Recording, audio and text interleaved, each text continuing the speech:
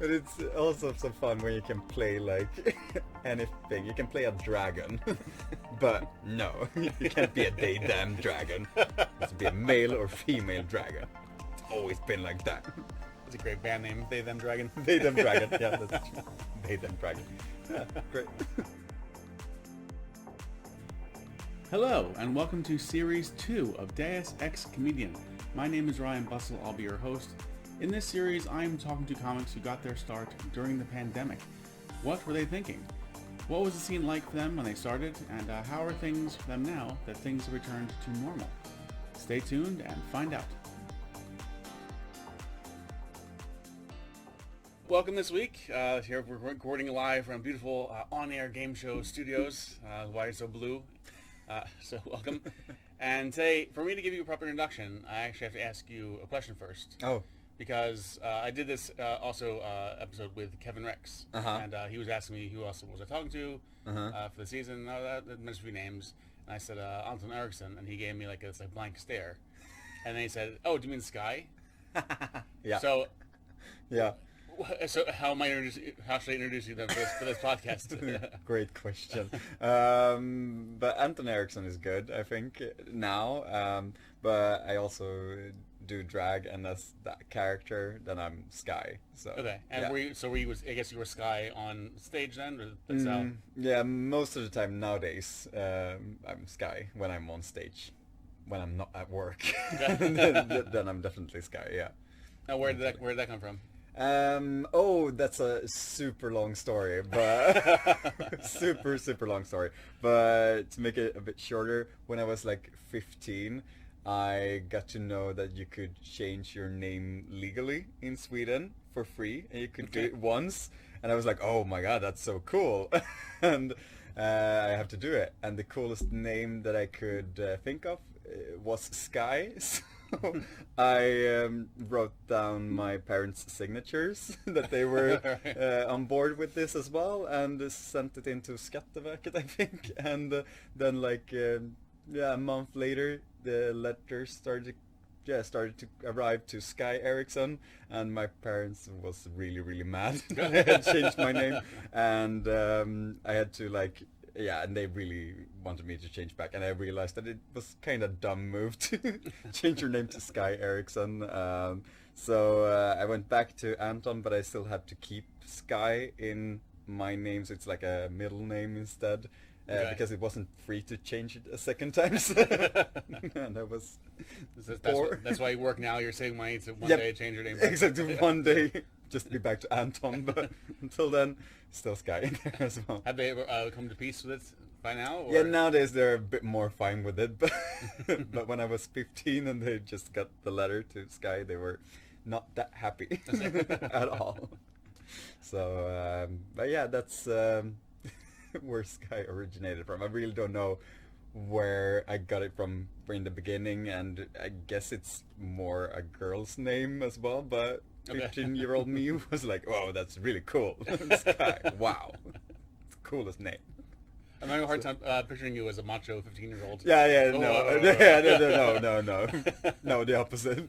I guess I kind of was in denial, so it was kind of, trying to be more macho, and then Skye, I don't know, doesn't make sense, but that's the story. That's the story. Exactly, yeah. And I'm talking today because you started doing stand-up, at least were quite active during the pandemic, and we'll get into that, but you also have stopped, and you had kind of an interesting reason for that too. It's interesting for me. Yeah. Because I asked you, you said, I used to, but I wasn't making money.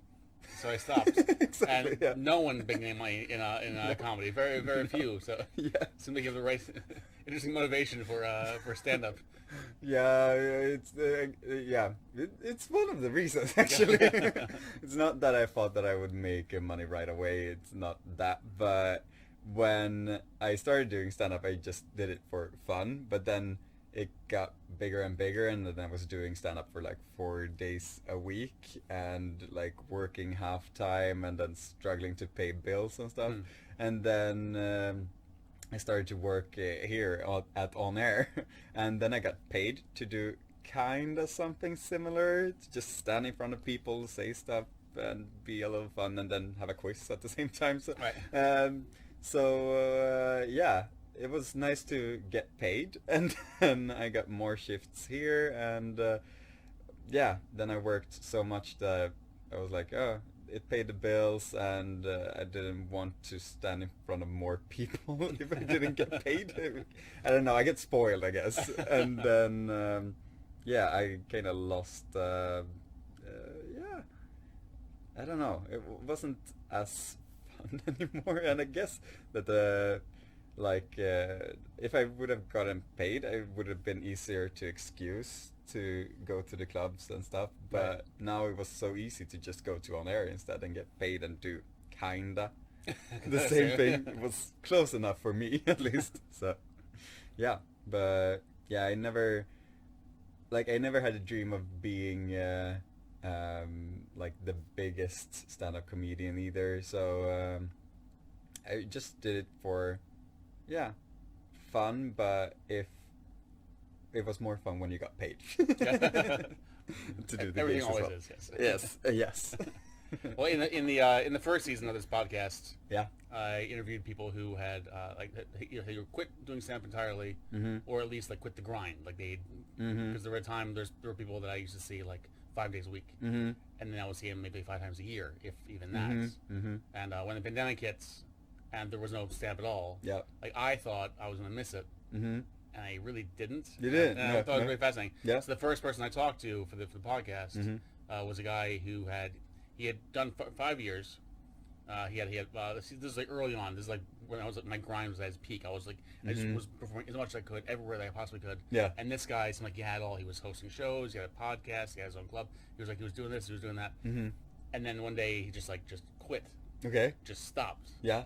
And I asked him at the time, like, why? And he said, oh, because, like, he thought he would be farther. Like, he had this plan. Like, he thought he would be a Globin within 4 years, and that didn't happen. And he just thought, well, I'm not going to get any more successful than I am right now, so I'll put my energy somewhere else. Yeah. And at the time, I was like, but how can you possibly? And now it's like, of course you can. Exactly. Of course you can. stop. Exactly. It's so easy. It's super easy to just stop. Yeah. It's also very nice to stop. It's a great feeling to quit. I think the best feeling. But how did you actually get started? What was the how did you start? What was the motivation?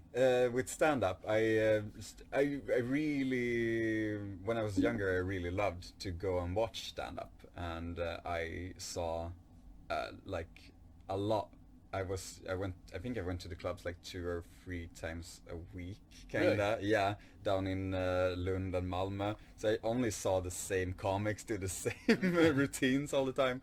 But I was really captivated, and I really, really loved it. But and I thought that it was I was really also impressed by them doing what they did. I thought it was like I'd never could be able to do it myself, because it looked real scary, and it was yeah, I didn't see it for myself to do it, but I was such a big fan of it, of like stand up in general, and I watched everything.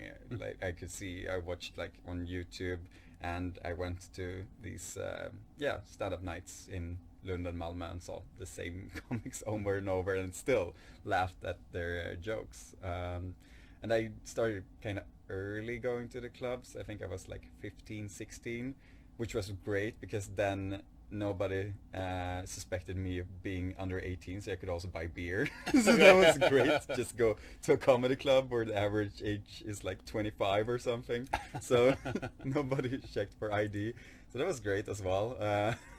And then you get to see stand-up, and that's where I started out. Again, my so interest. I'm trying to picture it, because I can see you getting carded now. Yeah, that's true. That's true. Yeah, really bad bartenders in Malmö. They really didn't care. But yeah, same. I still get IDs nowadays as well, so it's true. Sorry, continue. But was it in 2018, 2019, somewhere around there.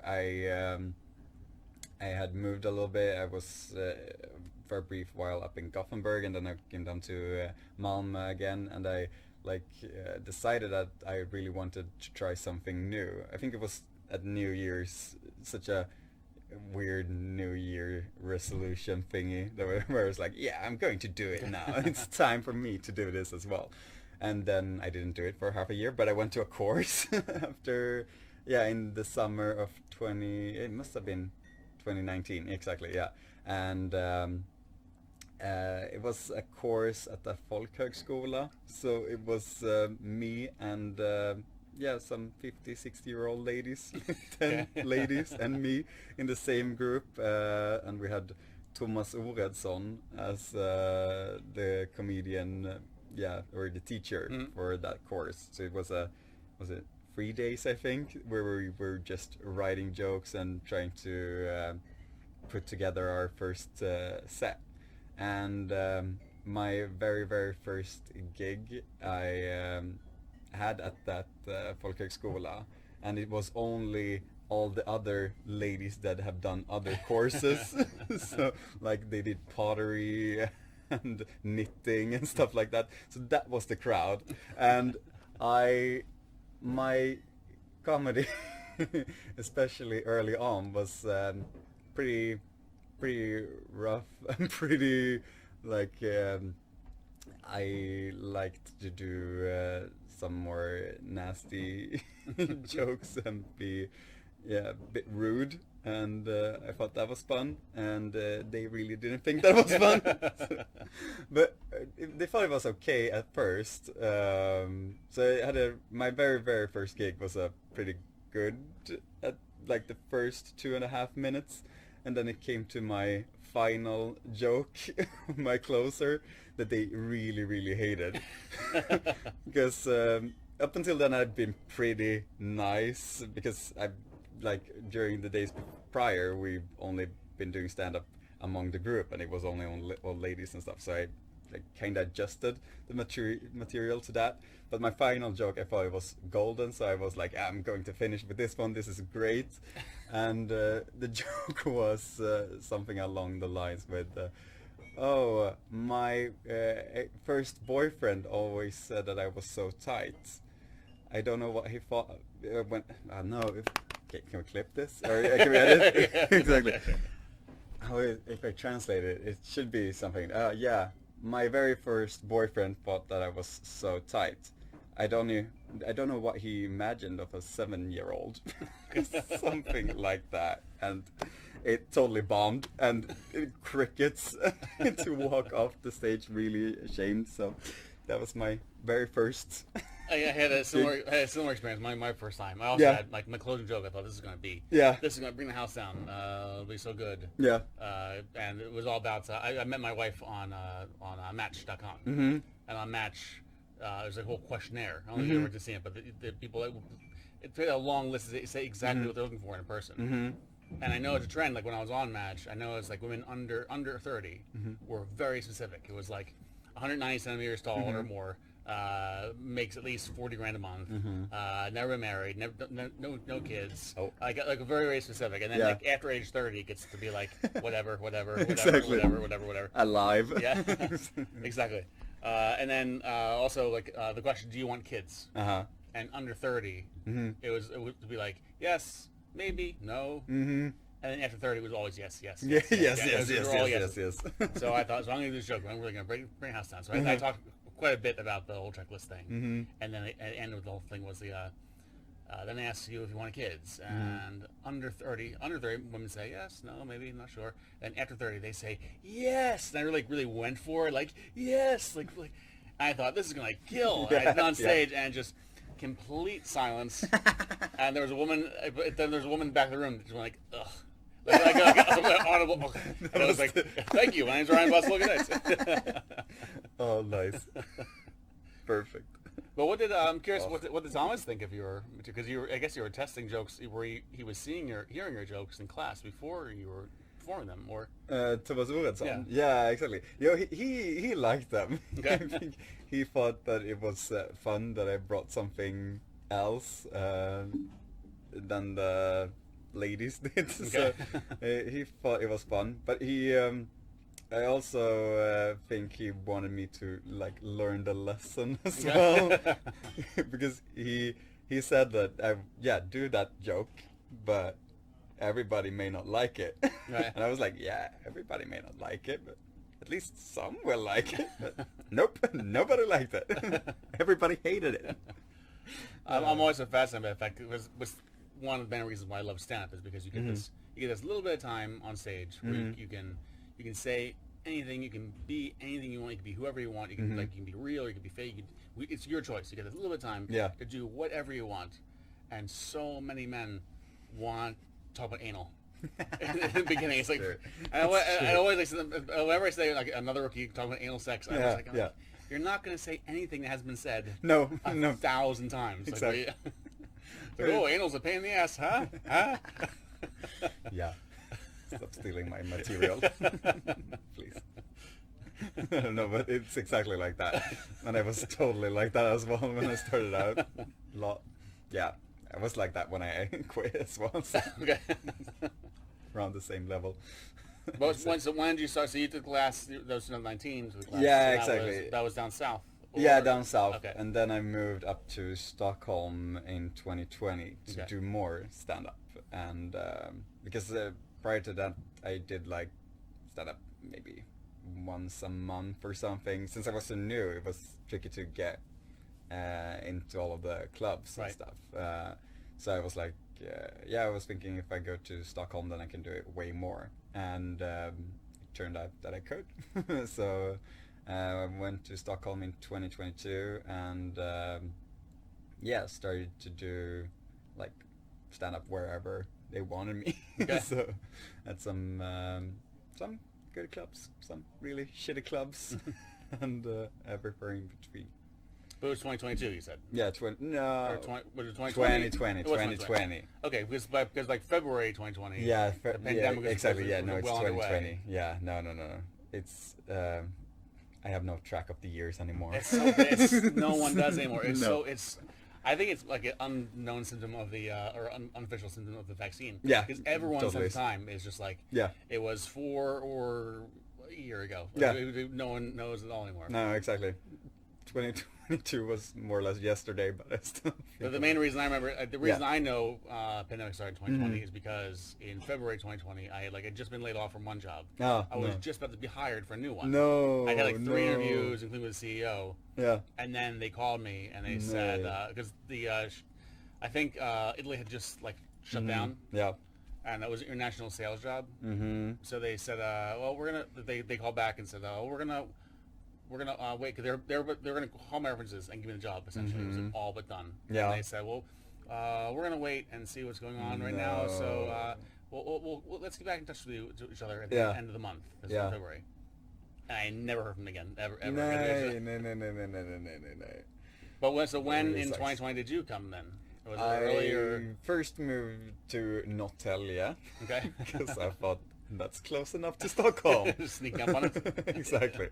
So I moved in January to Norrtälje. Okay, so in 2020, and then in June I first moved to Stockholm for real to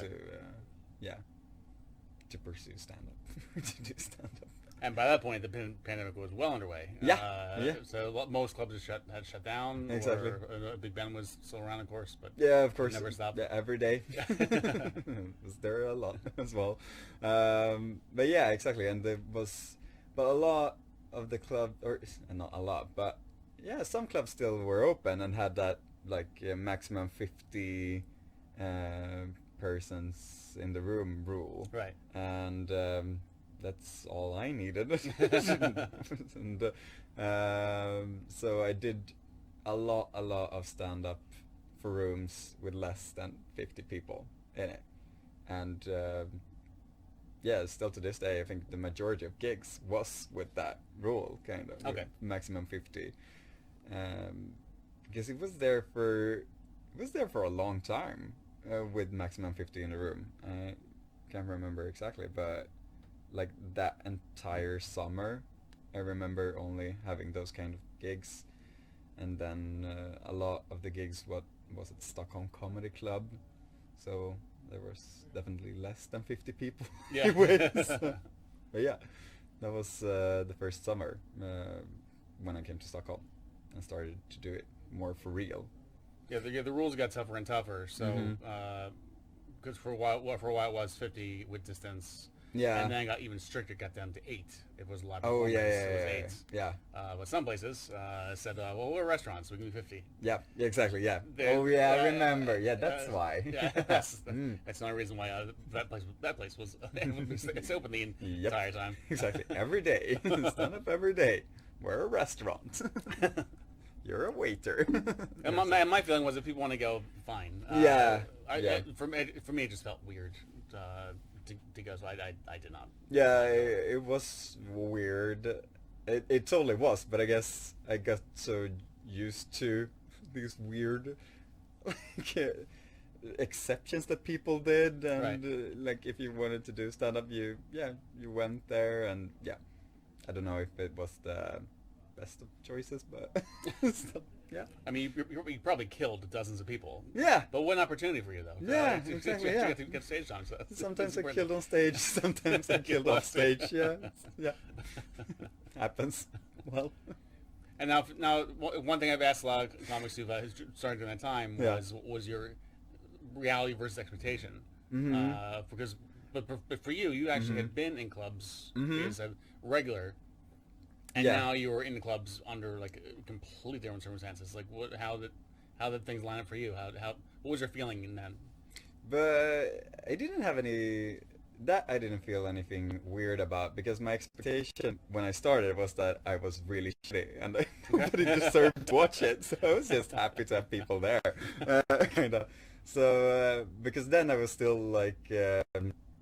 The people that I've seen down in Malmö that were really good, like Petrina and Team Gärdenfors, that was there a lot. I could still see them in Stockholm now, but I saw them as some really good comedians, that they were something completely else. So I thought that it was adequate with the amount of people that I had in the audience and the sizes of the crowd. So I really didn't think much about it, actually. I thought it was okay, totally.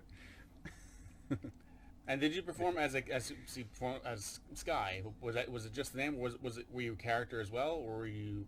No, exactly. But when I did stand up, like at Big Ben and stuff, I mostly did it as Anton, and then I only did it as Anton, like my real name, Anton Ericsson, and then I did like some gigs as Skye, but that was mostly when like I've never been to Big Ben as Skye.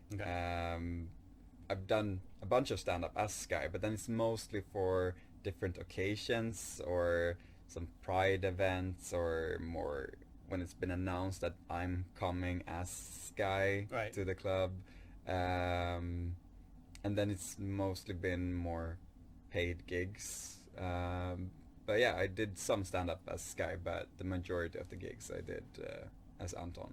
But we had the same jokes, more or less, so it wasn't a difference more than, there was a lot of difference between Skye and Anton, but mostly visual and not. That's the next question. So when you performed as Skye, you performed in drag? Yeah, exactly, yeah. Then Skye I was in drag, and then it was the same jokes and the same, like, voice and everything. I didn't do much different. I had some jokes that wasn't the same, but yeah, more or less it was. I'm the same person when I'm like in drag. I wasn't a theater kid, so I never learned how to fake that kind of stuff. But what came first, drag or stand-up? Drag actually came first, but it was such a weird thing where I had thought that I really wanted to do stand-up, but it was really scary. So I was like, oh no, I don't dare to do it. And I maybe want to do drag, but not as much, but it's not as scary. Because then if I fail, then I won't be as sad, because I didn't want to do it as much. So I started to do drag, like, instead of stand-up, because of that. Because if I was to fail, it was more fun. So stand-up was way scarier. So I started to do drag, and did that for like a year, I think, before I tried out to do stand-up as well. And then took like a while before I combined them the first time. Okay. Like half a year or something after I started to do stand-up. So during that summer, kinda, when I went to Stockholm for real, I also started to do it as Skye at some gigs. So yeah. Do you prefer one over the other? Do you prefer performing as Anton or before as Skye? It really differs. It's mostly fun to do it as Skye, but then it depends on the occasion. Like if it's a pride gig or it's announced that I'm going, then it's more fun, I'd say, to do it in drag. But it's also a lot of more work. It takes like 2 hours to get in full drag before, and then to get to the club. So it's such a hustle. But when I'm Anton, I can just arrive, and then I'm up on stage for 10 minutes, and then I'm off. So it's such different proportions of work. But yeah, I think doing it in drag is more fun in a way, and it's more what do you say? It's kind of new in a way. I don't know if there's been many more Swedish queens doing stand-up here. I don't think, and internationally, I don't think it's been a lot. No. It was one thing that made me laugh a little bit. Because here's a question I'm dying to ask you. First of all, do you prefer drag queen or drag artist, or is there a difference, or is it is it derogatory to say like, oh, excuse me, I'm a drag artist, not drag queen? Exactly. I really don't know. No, but there probably is for some, but I would say drag queen, but drag artist totally works as well. But I've always called myself a drag queen. No, I was going to ask you because I know women love drag. And I don't know if it's all women, but it seems like a lot of women love drag. Exactly. Yeah. And in comedy, there's sort of like the cliche about the club has like the female comic spot. There's like one spot for a woman. Yeah.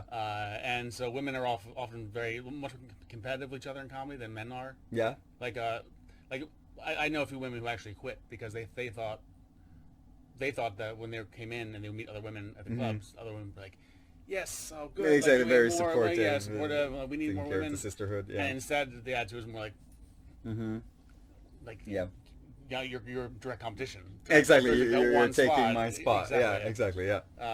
But the reason I asked is because I laugh. I don't know who the person is. I don't know if they are if they're a drag artist or if they're trans. I don't know. No. I just know. Look at the poster. So it was a Raw Comedy Club. I think it was a year or so ago. Okay. And the one female spot was clearly someone who was identified male at birth. Yeah. So Okay. We'll put it that way. And yeah. That's sort of thing is like women you love the drag, but it seems like you're also kind of shooting yourself in the foot a little bit though too. Yeah, a little bit, but it's also interesting that there's one spot for the female comic. There's like we have this one spot for the females, but yeah, it could be. But I didn't have that many of those kind of gigs. I'd say there was always a lot of females, or not always, but most of the time there was a lot of more females around at those gigs as well. Yeah. So I don't think I've ever competed for, or maybe I did. I didn't think of it, but could have been the case as well. But no, I didn't. Like all the other or most female comedians have been very like nice and supportive. That's good. Of Skye, so they mostly think it's fun, I guess, and yeah, I only did it for like 2 years, so it wasn't that competitive. Right. Yeah. Didn't get the really good spots. So, but if I had given it another 2 years or something, maybe they'd be more mad. Exactly. Like, yeah, if I did it more often, maybe as well. But yeah, it was like, I guess like 80% of the gigs I did as Anton, and then 20 or once every second week, every other week I did it as Skye. So it wasn't. That's still pretty often. Yeah, exactly. I did it pretty often, but not super often. It's not like I took the same female comedian's gig every week. So I was reminded of this had nothing to do with your drag or anything, but with the one spot for female comics. There was a bit of a scandal. This is several years ago now. Stand-up loves scandals, and there's always a new thing every week. This scandal was, I think it was a club in Lund actually. They announced like it was like a club was open every 2 weeks, or once every 2 weeks, something like that. They only had like 4 comics on a night, and they would like do a big announcement, big ads, and say like, the next show we have, and it was like this name. I remember it was like 3 names of like men, so it was like it could be anyone, like name, and female comic. Oh, they also said that. So it was like, there's 3 men that they actually named, and then plus a female comic, and then women, of course, in Sweden, female comics community went uproar. I was like, oh, we mean so little. Exactly. You don't have to say our name. You just say female comic. And then the club owner actually responded, and they said, well, we're very sorry. The thing is, we had a woman booked in advance, but the day we were going to advertise, she canceled. Okay. And we didn't have time to get a replacement, so we just had to say. Okay. And like, we're a little club in like Lund, and there's nothing. It's kind of hard. Yeah. But women still won. They're like, no, that's unacceptable. You should have had someone line up and blah blah blah. You can't really win. But it's just. I understand. I understood though, like they kind of visceral, like. Oh, of course. I can totally see why it became such a drama as well. But yeah, but I guess they also just wanted to do good and be like, yeah, we promise that there's going to be, it's not only going to be dudes. Exactly. They wanted to show that, exactly. We are diverse. we promise, and then backfired totally. Just like plus token female comic. Exactly. Yeah. It would be nice. Just a token minority. The big question I'm dying to ask as a drag queen. Drag, to me, seems like it's parody. Yeah. Because, right? Yeah, it could be. I think it differs from every drag queen, but yeah. But how? In what way? Well, I said, like my impression is that a lot of women really love it. Yeah. Although it seems like parody. Yeah. And I'm not saying it's to be controversial or anything. No. Obviously, it's totally different scales, but blackface is parody. Yeah. And there's back in the good old days, the minstrel shows, white actors in black makeup wasn't just that. They're also like doing the stereotypes, like the cliches, or playing them up. Yeah, and of course. Showing like black people as fools. And we do that women. Right. Yeah. Women love it. So it seems like it's a woman face. Exactly. It's a woman face. Exactly. But it totally is. And but I guess it's not that. What do you say? It's not that loaded or controversially loaded, I guess. It doesn't have the same history as blackface, I guess. Right. But it's totally parody, and for some, and then for some, I guess it's more. Not all drag queens do comedy, kind of. So I won't say that everybody does parody either. Right. Some just do like makeup and are totally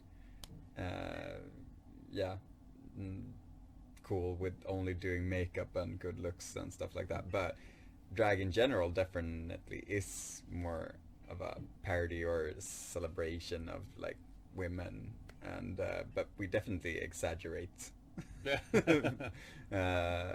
stuff, like with the most often like bigger breasts and like bigger than life divas, and it's the hair and all makeup, exactly, everything.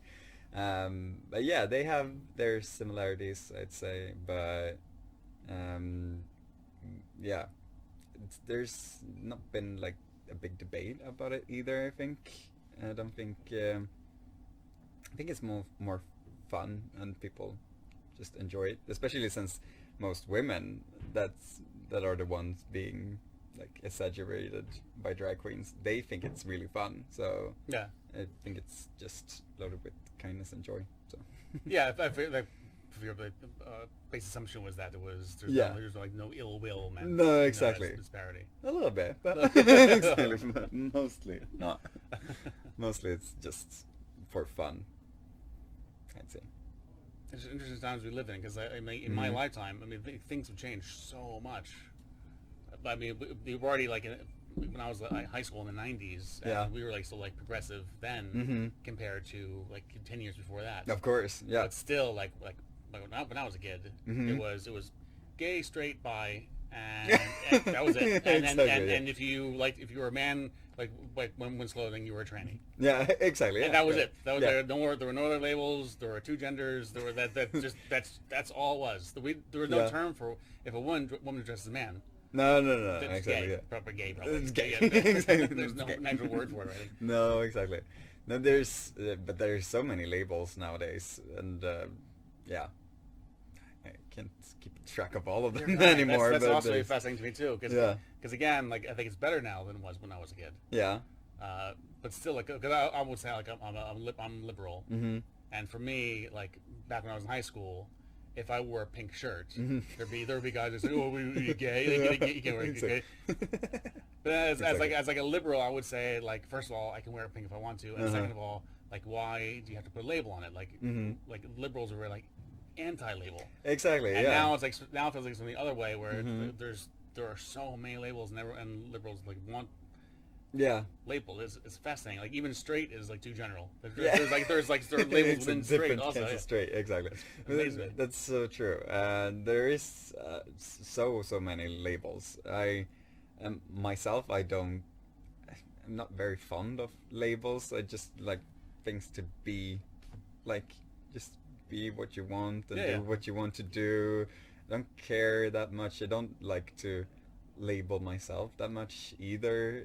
It's but I guess it's kind of easy when you're like, I think I've got it figured out, and I fit in those more old kind of ways. Like I'm male, I'm gay, and I do drag. It's still kind of easy to fit me in that kind of box, and then some are more fluid, and I think it's good that there's more labels, but I also can't relate to all of the new labels either.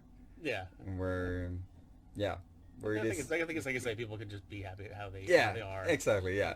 And I don't care much either. Like if somebody wants to change their pronouns or something, and just try to remember what they prefer and then use that. But it isn't hard, I'd say, either. I just saw a meme is made now. I saw there's a clip on YouTube. Yeah. There's a new game called Star or something. Starfield, yes. Yeah. And the character creation, you can choose pronouns. It's an option. Yeah. And there's a video like someone right wing, like flipping out, like exactly. like screaming. Yeah. It's like, so what? It does not matter. Exactly. They also released mods, so you didn't have to make that choice. I was like, wow. So you're going to take all the time to download the mod, put it in, install it, just to not see the they them. Yeah, because you don't have to even have to select on it. Exactly. Yeah. No, exactly. You can just pick male or female. It's so easy. But yeah, it was the same thing with Baldur's Gate as well, that released a month ago or something.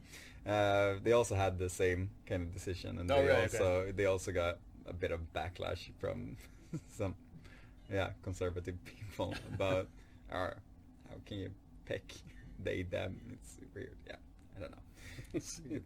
I think it's interesting. I'm a lawful neutral exactly. ranger elf. Yeah, exactly. Obviously my pronoun is he, him. Come on.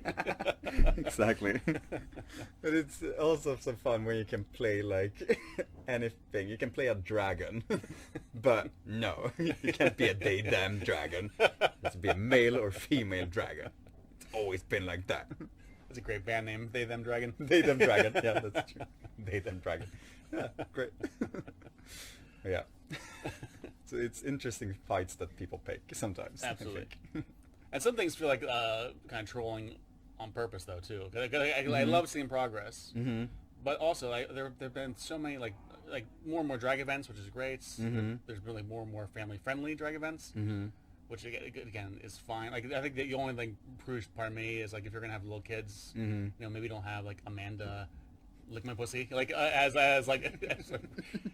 But I know her, Amanda lick my pussy. Exactly, my sister. Exactly. But no. I didn't because especially in the U.S. it's like controversy. Like, a drag queen reads to kindergartners. Exactly, but it's so crazy that like discussion has found its way to Sweden as well. Yeah, over here too. It's really, really interesting because it's.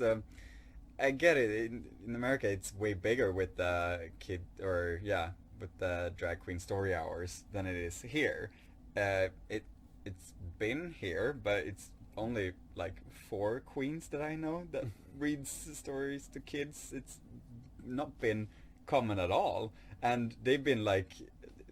I think they're called like Tant Henrik and it's Inga Tvivel. So they're really, really kids friendly. And then the discussion landed on like 2 queens that have done it, but not a lot. And they're called, what are they called? Lady Busty and Miss Shameless. And of course, it's like, yeah, maybe a bit odd names to have when you're doing that. But it's also names that they've had for such a long time, and I think kids, if they're doing it in Swedish, none of them will understand. But Busty, they're having no idea. No, exactly. They won't understand the references anyway. But yeah, so it's such an interesting discussion that traveled all the way to Sweden because here we have had or drag in mainstream for such a long time with After Dark and Babsan. So they've been around since like the 80s. Been very mainstream, so it's nothing new here. We don't have had a discussion about it being like, yeah, I don't know. It's a weird thing to. That's weird times. Just pick like I don't understand why we had the same fight here as we did in America, or they have in America. I can more understand it there, but we don't have like that many religious people in Sweden either. No, not at all. Doesn't seem like the case. 10 million people compared to 350, so it's... it's exactly, and it seems more to be a right-wing issue anyway, or they're having problems with it, or picking the fight. Yeah, I don't understand. I can see it. Yeah. Well, we'll wrap this up, because we both have work to do. But I like to end each episode with a war story exchange. So I've got a story, something performance related, but I've got a story for you. Yeah. A story for me. Yeah. And you're the guest, so you can decide if you want to go first or if I should go first. It's totally up to you. But I can go first if I can figure it out, because my war story was supposed to be the one with my first stand-up gig, where I totally bombed at the final joke. But I also have some other. I don't know if it's a fun story. It's mostly a sad story. I think I can go for that one. Exactly. And that was the summer when I moved to Stockholm. So in 2020, I had a gig at the boat Patricia. So it was this cabaret gig. I think we were 7 or 8 queens in total that did our stuff, and it was a tight schedule. So after one queen finished, you were supposed to go on. And they also had everybody has to be seated, maximum 50 people. It's a restaurant, so we were performing in between the tables. And there were 2 rooms. So after you finished your gig at one stage, you went to the next stage to do the gig there as well. And I think this was the second time that we did this, so I had already done it once, and or one night like 2 weeks prior or something, and that went really, really good. Like both gigs killed that night, and that night there was some like celebrities there at the place, or at the first place that we were going to perform at. So it was Christer Lindav and Babsan, both really famous drag queens.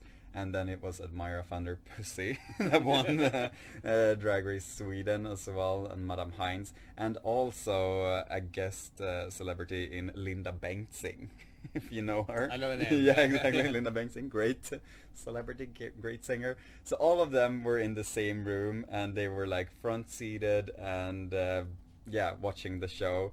And I remember that I went up, and I was pretty new to stand-up still, because I was going to do stand-up at that gig. And I went up, and my first joke didn't land. Nobody laughed. My second joke didn't land. Nobody laughed. And then I started to more or less like panic, and all of the other jokes were, I started to like stumble on the words and forgetting the setup and everything. So it was a really, really shitty gig, and like performing in front of like 5 more or less celebrities and like famous people in the industry really sucked. And I felt horrible after that. And then I went down to the other, because I was supposed to do my second gig there in front of a new crowd. And then I was I was really destroyed. Just wanting to jump the ship, go into the water and disappear or something. And but I still, since it was such a short schedule in between when the queens were going up, I had like just 3 minutes to reset and just go up. But then the weird thing was that like my first joke, because I was really devastated, I was totally down, but my first joke landed. It was the exact same joke as I did at the other stage, but it landed. And after that, all of the jokes really landed, and I really killed it. So it was such a weird night, because I did the same jokes at more or less the same time, 2 different crowds. One where I really bombed, really bombed, and in front of like famous people, and the other in front of the poorer people. Yeah, it did great. Yeah, exactly. So that was an interesting night that I hope to someday forget. when he walks in. But I won't. Nope. That's one thing. One bit of advice I always give to rookies, but about that fear of that such fear of bombing. When's going to happen? Will happen to me? And I was telling me it was going to happen to you. Yeah. And there's no sense of worrying about it, because it will happen at any time. Yeah. It can happen. You can do the same jokes you told 1,000 times. Yeah. The same way, same circumstances, and you'll still eat shit. Yeah. Exactly. You cannot control it. No. I always loved that when doing stand-up, when you could see somebody that was really good, or a really good stand-up comedian, and they bombed. I always loved that, because then you knew that, they're also human. It can also happen to them. And just see how they, or what they do when they bomb. I always found that very fascinating. But then usually everybody else bombed as well. But it was always nice to see some really good person bomb. I wouldn't say for me that I feel good when I see some famous bomb. Yeah. But it is definitely fascinating. Mm-hmm. The times you feel really good about seeing someone bomb is when it's someone. You'll see a Big Ben quite often. Mm-hmm. There'll be someone like in their friend group. That's always like super funny. Yeah. And all their friends are always saying, like, you should do stand-up. You should do it. Say the same stories that you do to us. Yeah. And they go on stage and they have all the confidence of like they're so like puffed up, like, I know I'm funny. And they go on stage and they just die a slow death. And then you see them like, if they physically deflate, like limp off stage, like what happened? I'm funny. That I enjoy. I like that. Nice. Because comics aren't usually not the funniest person in the room. No. Usually like more like quiet, just like watching and exactly. Yeah. Exactly. Thinking like, imagine if I said this. Could have been fun. They would have loved it. Now it's too late. It's always like that. Yeah. What about you? What's your war story? I'm actually going to cheat a little bit, because my story is not stand related at all. It has a little to do with on air. Okay. It has everything to do with my ego. Okay, yeah. So I have never been an athletic person at all. Like, I was the cliche, like, always picked last for the teams in school. And I know on air has like a soccer team. Exactly. And the best thing I can do is not go. That's the best way I can support it. Same. It's just terrible. Yeah. So I've never been athletic, and I'm very lazy. I don't have a lot of discipline either, and There's times like I've tried like in periods of my life when I was like trying to exercise and I would go to the gym. But you go to the gym, right? I need that. Exactly. I need that. So throughout my whole life, it's like I'd had periods where like I had like 6 solid months when I was like going to the gym like 3 times a week and I was feeling really good. And then would skip one day and then skip the next and all of a sudden it's been a year. Exactly. Not going. No. But it was like about 4 or 5 years ago. I got a job with a friend of mine. We're in the same office, and there was a Nordic Wellness next door. So we went to lunch every day for 5 days. Nice. And he showed me like a new way of like working out, just focus on one muscle at a time. And I blew up. Like I'm not He-Man now, but I mean this is the most muscle I've had in my entire life. Yeah. And it feels pretty awesome. So nice. I'm lucky like dad bods are in now, so that also is helpful. Exactly. But here's what that's so on air. So this past summer we had the on air summer party. We were out in the Stockholm Islands and doing different competitions. Yeah. It was time for the tug of war. All right. And one of my teammates looked at me and said, "Okay, well you should be the anchor because you're definitely the strongest one." Yeah. And 48 years old. It's the first time in my life anyone has ever looked at me and said I was the strongest one. Yeah. Exactly. And then we lost anyway. But the point is that I was the strongest one in my group. Yeah. that's most important thing. So I'll hang on to that. Yeah. Oh, that's awesome. Yeah, we won the tug of war, my group. Yeah. I wasn't the anchor, but I was in the winning team. Did you do the I thought of it too late. Did you do the Squid Game trick where you run forward and make the team trip? No, just muscles. Just muscles? Yep. Try that next time. I'm going to try it next time. Going to work it even more for next summer. Exactly, yeah. Just for the tug of war. Next summer I have no neck. I'm just going to exactly.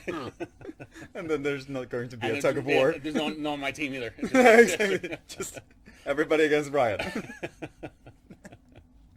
Would be nice. Well, Anton, Skye, thank you very much for joining me.